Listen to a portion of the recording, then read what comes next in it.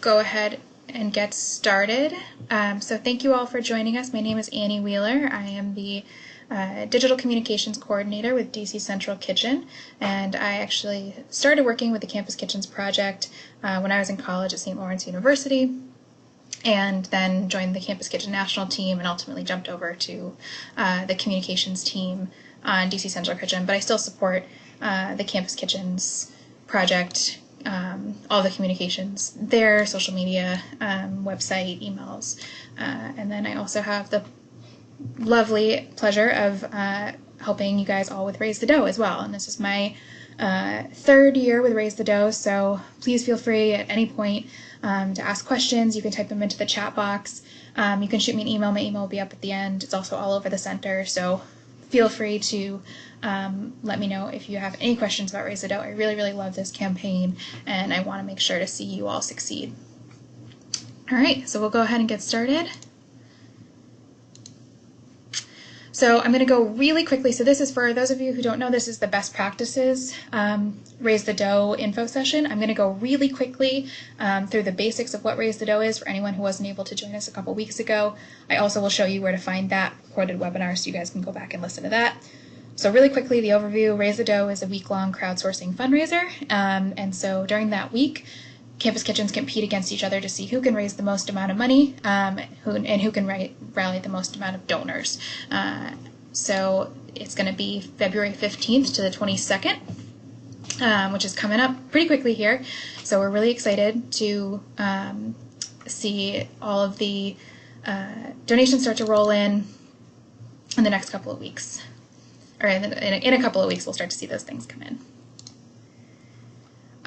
So I just want to make sure to go over one of the really big sort of myths of what some people can get confused about what Raise the Dough is, but I want to make it super clear that the money that you're raising is going to go right back to your campus kitchen.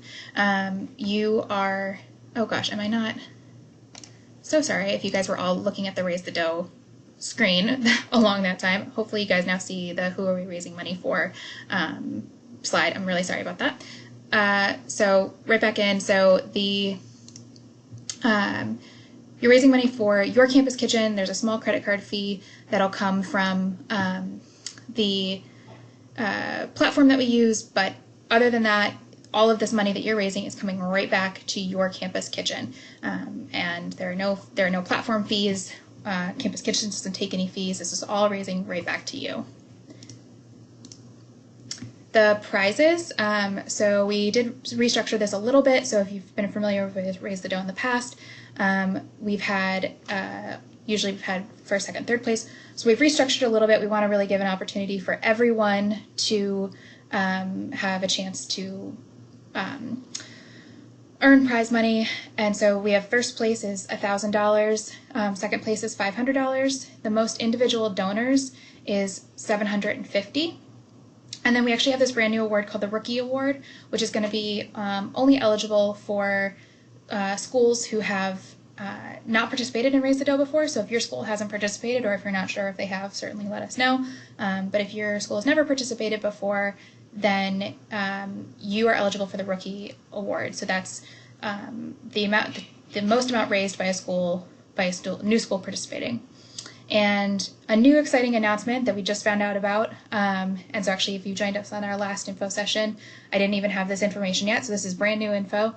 We are super excited to once again be able to offer a match opportunity through our friends at the Craig Newmark Philanthropies. They have come in at a $15,000 match for us, which is really exciting, and it's going to be matching every donation $100 or under, up to this $15,000. I know that's a little bit confusing, but the idea is that we really want to get grassroots donations. We really want to focus on those small donations. So this is my encouragement to all of you also to get out and start fundraising really early in the week. There is the opportunity to capture a lot of those match dollars right away. Those match dollars often are we often get through that pretty quickly in the first couple of days of the competition. So remember to use that as you're, publicizing, you're, reaching out to your donors and really, connecting with them to let them know that if they donate in the first couple of days of the campaign, their donation will be doubled, assuming that their donation is $100 or less. So just really quickly, what do you have to do? So if you haven't already, please let your alumni advisor or your regional program specialist know that you'd like to participate. From there, we'll give you your Mighty Cause page. We pre-set it up for you. So, excuse me, so then it's up to you to personalize it, get the word out, and then compete the week of. What we do is we set up the Mighty Cause page for you. We do general setup. We cover platform fees for you. I'll provide you with sample social media posts, graphics, press releases, email content. We do national promotion, and then we provide the prizes. So it's really not a lot that you have to do other than really getting the word out there. So I strongly encourage you to do it. It's really a no-lose situation. So, all right, so that's my sort of really brief, and now after this, we'll jump into some new information. So I just wanted to point out really quickly that where to find all the resources. So hopefully you all are familiar with the Campus Kitchen Center. And so once you log in, you can click on it. You should have this track on your dashboard when you log in, this Raise the Dough track. So if you click on that, you'll see a variety of options of actions to complete, including letting your regional program specialist or alumni advisor know that you want to participate. You also find the recording of our first info session. You'll find some FAQs. Also, a big thing that I want to point out to all of you as you get your page logins, there is a document and a recorded walkthrough of how to set your page up. So again, for those of you who are familiar with Raise the Dough, have participated before, previous years our platform that we've used is Razoo. We are using essentially the same platform. They've just rebranded, so it's called Mighty Cause now. They did that a little bit after our competition last year. So just to give you guys a heads up, it's the same platform, so if you've done it before, you should be familiar with how to get that set up and how to get your page published. But that both walkthroughs, both the version that's recorded and the version that is in a document can be found in this track. So I'd strongly encourage you to go check out the center. As always, if you don't know what the center is, or you don't have a login, please connect with your RPS or alumni advisor, and they can get you set up there. All right, so now we're going to jump into the best practices. So we're going to start talking about best practices of fundraising specifically. So some things that we see have been super successful in the past couple of years have been really taking it a step further and incentivizing the competition beyond what we do. And so we provide the prizes and the matching opportunity. We also might do some daily prizes as well this year. But don't be afraid to incentivize the competition even further with something that's going to really be important to your community. So that might mean, as you can see in the picture here, Lindsay Wilson did an awesome job where they created a contest for themselves. If they met a particular goal, their leadership team got pies in the face. This has actually been, the pie in the face has been a really popular sort of additional contest within the community, and I think it's really speaks to, having sort of key people in your community who, the rest of the people that you're reaching out to, your potential donors, are gonna, want to see get pies in the face, or, maybe it's a administrator who'd be willing to, do something silly like dye their hair, for a week, or something along those lines. So think about who those key people might be. Certainly in your own community, it's going to mean different things in different communities. So maybe there's a really great, campus somewhere on campus that you guys like to eat. Maybe they'd be willing to donate some, treats, like, cookies or something like that you can do giveaways for your 50th donor or your 75th donor, what have you. So you can get really creative to think about ways to drive donations up within your community. I'd also want to remind you all to not, so you're going to, when you sign on to your page and you start to personalize your page, don't be afraid to change your goal. There's a lot of, I know it can be sort of intimidating to think about, not sure how much you're going to raise, especially if it's your first year. Certainly if you've done it before, a great place to start is with how much you raised the previous year, and then sort of go from there. But certainly if you want to, you can start lower and then go up, as the week goes on. You can always raise your goal. If you meet it, you can always sort of edit it and go further. Or on the flip side, if you want to readjust your goal part of the way through, you can go lower. That's okay too. Don't be afraid to change it, especially, like I said, when you have a lot of different, you have different situations that might, you might need to change your goal. Another big best practice that I would encourage you all to do is really think through strategy and a plan ahead of time. And part of that is making sure that you have somebody in particular who can serve as kind of the point of contact and the lead for Raise the Dough on your campus. So you want to be thoughtful about, who that might be. It doesn't have to be the president or vice president. Whoever, is going to make the most sense to be able to have the time during that week to really bring everybody together and lead folks going forward. I would also encourage you to prepare as much content ahead of time as possible. It'll make it feel far less daunting during the week when you can then, you've already, pre-planned your emails, your social media. It definitely takes some more work leading up to it, but it'll feel far less overwhelming during the week of. Think about doing small donations. So, it doesn't have to be giant $100, $200 donations every time you get a donation. You can do little donations, and for $5, $10, think about how, what your community might be willing to give, or your peers. You can certainly, you think through what makes the most sense. And also, while this is a crowdsourcing fundraiser, don't forget about those in-person asks, because we're gonna talk about this a little bit more as I go through some storytelling tactics later on. But making those personal connections is really key, and you can really get across your values even better in person. So then you can ask them in person, and then ask them to go online and donate. It doesn't have to just be an online ask. All right. So I'm going to go ahead and move on to the best practice of outreach. But before I do, I just want to remind everybody, if you can, please try and keep yourself on mute just to eliminate too much background noise. And then you can unmute yourself if you have any questions, or put it to the chat box. So the best practices around outreach, and this sort of all flows into from what we were talking about with fundraising, and then we'll continue as we talk about some storytelling in a couple of minutes. But really thinking through outreach, make it personal, really, share your story, share why you're involved with Campus Kitchens, why it matters to you. Using photos, video is huge. Rezu and Mighty Cause did a study a couple of years ago that showed that their fundraisers that had videos raised twice as much as those who didn't on average.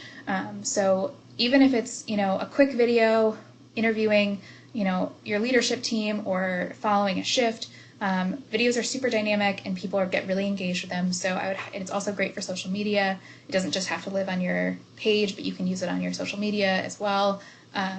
I'd highly encourage you just to start thinking about, whether a video would be a good option for you or not. Let your donors know ahead of time. They may not have heard from you. So if you've participated before, I'd encourage you to pull your donor list if you have any questions about that. I went through it in the walkthrough that's online about how to set your page up, but also if you have any questions, feel free to let me know. I'm happy to help you figure out how to pull your previous year donor lists. But for those of you who have those donor lists, they may not have heard from you since last year, so make sure to sort of get them ready, let them know that Raise the Dough is back, let them know what your goals are, what you're thinking through. That'll be one of the emails in the sample email toolkit that's going to be coming in the next week or so. That'll be on the center. But you can certainly get folks ready and think about the communities that you are going to want to ask and get them ready ahead of time. Certainly you can pass along the emails and the social media that I'm going to put together for you all to your supporters and to sort of your network, and then have them post those and share that information. So try and spread the information about Raise the Dough as far as you can. We chatted about this a little bit, but developing a plan also, not only for your internal team, but also thinking about, be ready when you make your asks. Have a plan for if they have a positive reaction, but also have, if they say no, it's okay. There certainly you can think through what some different options are. Think through what those answers might be. Is the response, no, I'm sorry, I don't have any money to donate to you this year. I'm really sorry. Well, your answer to that could be, great, no problem. Can you share a social media post for us? Or can you share this email for us? Or can you tell 5 of your friends? There are things that people can do for free without donating to you that'll help spread the word. Or maybe it's, no problem. We understand you can't donate. Would you be willing to come and volunteer with us? So just be ready. You can, for that sort of soft ask, to sort of help people, if in those moments that because it can be a little overwhelming, or, when somebody says, no, I can't donate, or, no, I can't donate very much, you can say, that's okay. $5 is okay. Every bit counts. So just have those ready in your head before you start doing those asks. Will make that feel a little less daunting. Make sure throughout the week to keep your audience updated. So you can do that both on the the Mighty Cause page. You can give updates, but you can also send more emails. You can do on social, jump on social media, let people know how close to your goal you are. Keep them updated as you go, because they'll really want to know how it's going. Do not underestimate or forget to say thank you. This goes such a long way. There's an automatic thank you email that'll go out of Mighty Cause if you don't set anything up specific or specific to your campus kitchen. I would highly encourage you to set something up that talks about your campus kitchen and thanking them. But also, if because you can collect address information from folks as you're getting the donations, and I would highly encourage you guys. I know it can seem like a lot, but a handwritten thank you note goes a really long way. So if you guys create a shift a week after Raise the Dough is over, and everybody takes a handful of thank you notes just to say thank you to your donors, that's going to go a really long way. People are really going to appreciate that, and then they're more apt to donate to you in the future. But I will just say on the thank you note front, Mighty Cause is going to automatically generate all the tax information that would need to go to your donors. So you don't have to worry about that. This is just sort of the good touch point donor relations side of this. So my last thought on sort of this section of outreach is thinking about who the stakeholders are in your community. So that might look like your faculty advisor. That might be the student body president. That might be your club president. Whoever that might be, think about who sort of has that platform to be able to share that information about Raise the Dough out to your community in the way that you want. There should probably be a handful of them, and so start connecting with them now. Let them know that Raise the Dough is coming up, and that you would love for them to be able to support you as you move forward. So a big piece of this is thinking about how you're getting your message out there, how you're telling your story. And so the next couple of minutes, I'm going to really focus on the story that you're telling. And when I say story, I know certainly there's the section of the story page on your Mighty Cause page. But when I talk about story in this sense, I really mean across the board. Whenever you're talking about your campus kitchen, whenever you're asking for a donation, and this can be applicable not only to Raise the Dough, but throughout the year. This is a huge piece of what's going to help you get the word out about what you're doing, whether it's when you're asking for donations, you're looking for volunteers, you're looking for donations of food, you're looking to connect with a new partner. These are all tactics that can help you in any of those situations. So for this particular moment, so thinking through sort of Raise the Dough, specifically in some of those asks, you want to create a sense of urgency. So in this case, for the Raise the Dough example, you're asking them to raise money this particular week, 15th through the 22nd of February. That's when you want them to donate. You want to let them know that that's your time frame, and that within that week, whoever raises the most amount of money is going to earn prizes. You can also talk about thinking about that sense of urgency with the match. That's going to be really, really big. So that urgency of, if you donate to us, in the first couple of days, let's say the first 2 days of the campaign, your donation will be doubled. So really, really put that sense of urgency. Don't let them forget about you. Don't let them say, oh, well, I can donate at the end of the week, no problem, because they might forget, they might get distracted. So really create that sense of urgency right from the get-go. Identify something about the community that's going to really connect with them, sort of like what we were talking about earlier, in sort of being able to incentivize your competition in different ways. This is a great way to find something. You can talk about Campus Kitchens, you can talk about the national organization, but then bring it down to the community level and think about what's going to really speak to them. Creating a values-based narrative, so really thinking through, and we're going to talk a little bit more about values in a second, but really thinking about what are your values as an organization, and how can you talk about them? How can you share those values and make those other people that you're speaking with care about what you're doing? So make sure, as you're rereading emails, as you're rereading text, as you're thinking about your pitches to folks, make sure that your values come through very clearly. Use anecdotal stories to illustrate those values. So whether it's about a meal that you serve, or the community coming together last year for Raise the Dough, or getting out and getting to being able to do a farm to table meal. Think about those stories that are going to be heavy hitters for your community and for your audience. And then think about how you can reach out to them personally. What are they part of? When I say what team are they a part of? What are they? Is it the team of your college, university, or high school? Is it the team of the town or city that you live in? Is it smaller than that? Is it within your family or network of friends, your dorm? Think about that. What sort of group can you help identify with them?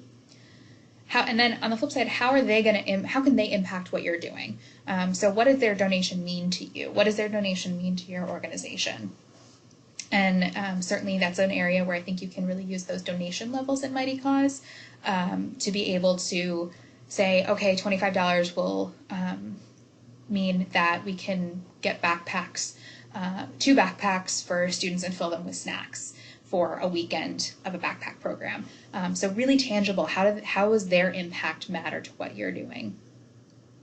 And then wrapping back to the sort of the team and the values, what's a story that is going to perfectly illustrate the team that they're a part of and those values? So bringing everybody back together and thinking about not only how do your values match their values, and sort of pulling all that whole bigger piece together. And that's going to really, hopefully those things will help them understand why they should care about what you're doing.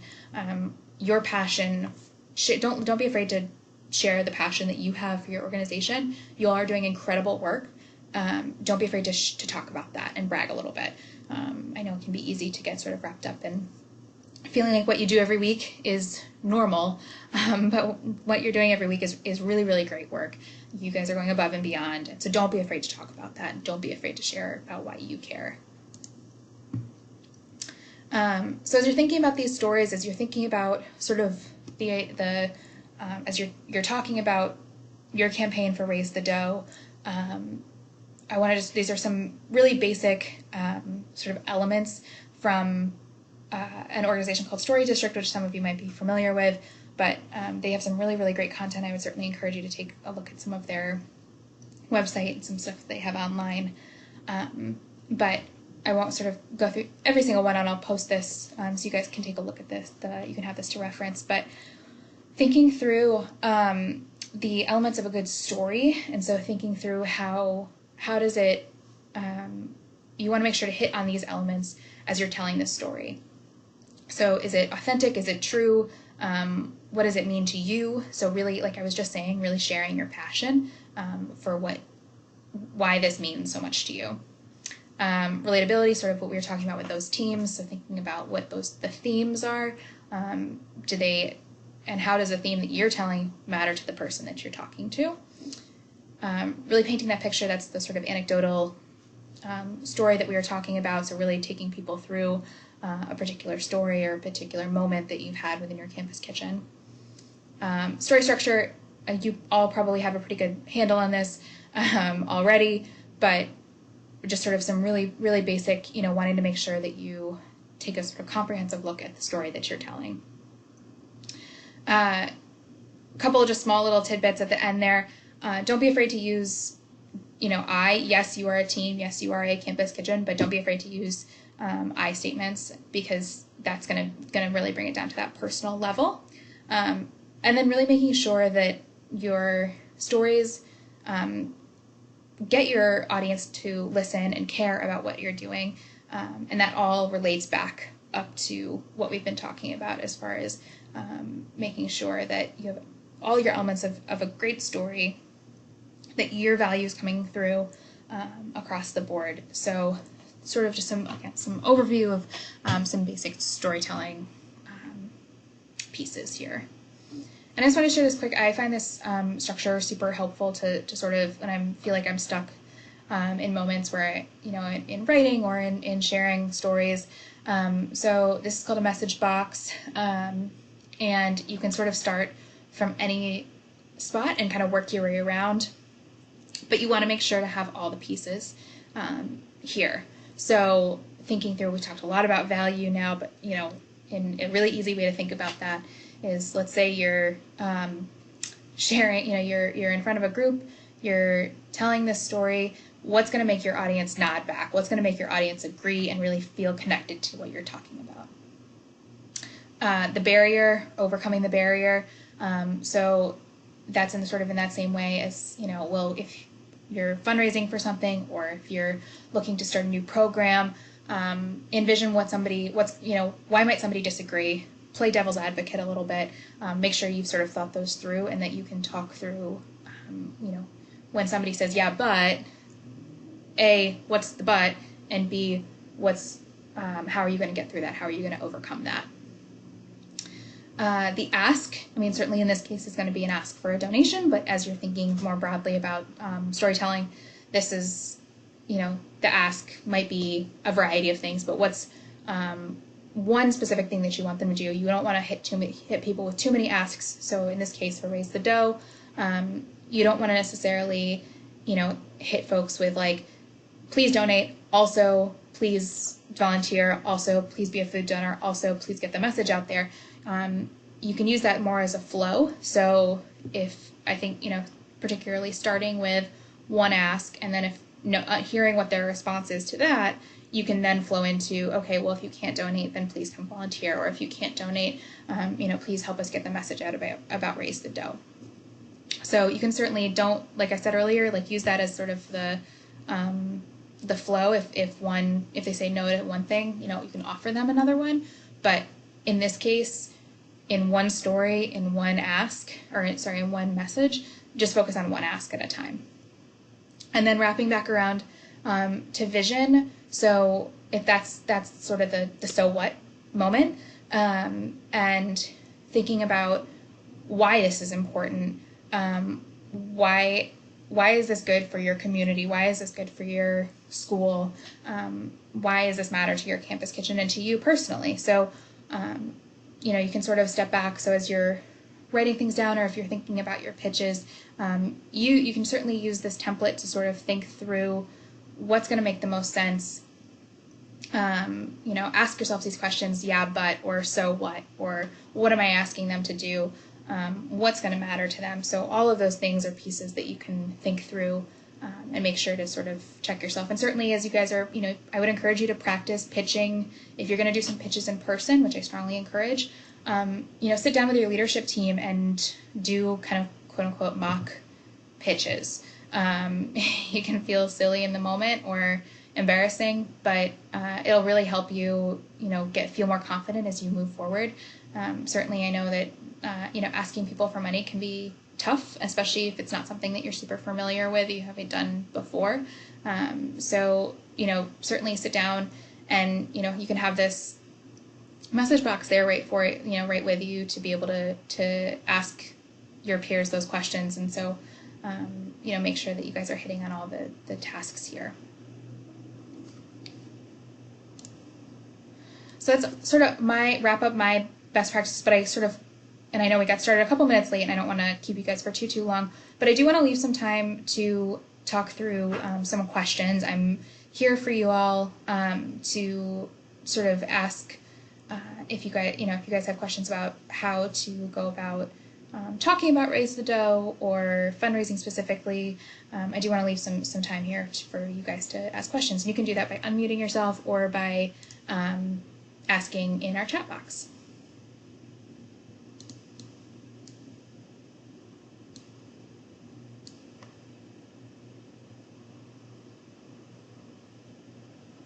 Doesn't sound. Do we have any questions? I don't see anything coming through yet, but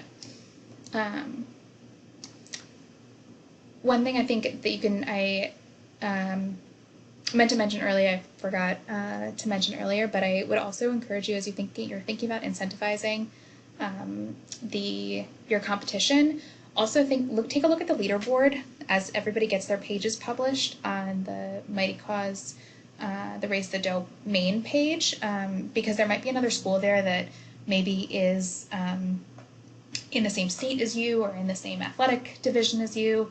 Maybe it's the rival of your school. There could be some cool things there to be able to do some sort of smaller competitions between schools. I know last year UGA and University of Florida did a little mini competition. The year before, I believe it was St. Louis University and Washington University in St. Louis, I think, but there was a competition and it had to do, the end prize was that, or whoever lost in their sort of mini competition had to wear a carrot costume to our summit in the spring for one of the dinners. So lots of silly fun things that don't have to take a lot of, don't cost extra money to your campus kitchen, but fun ways to really engage folks. You guys have any other questions?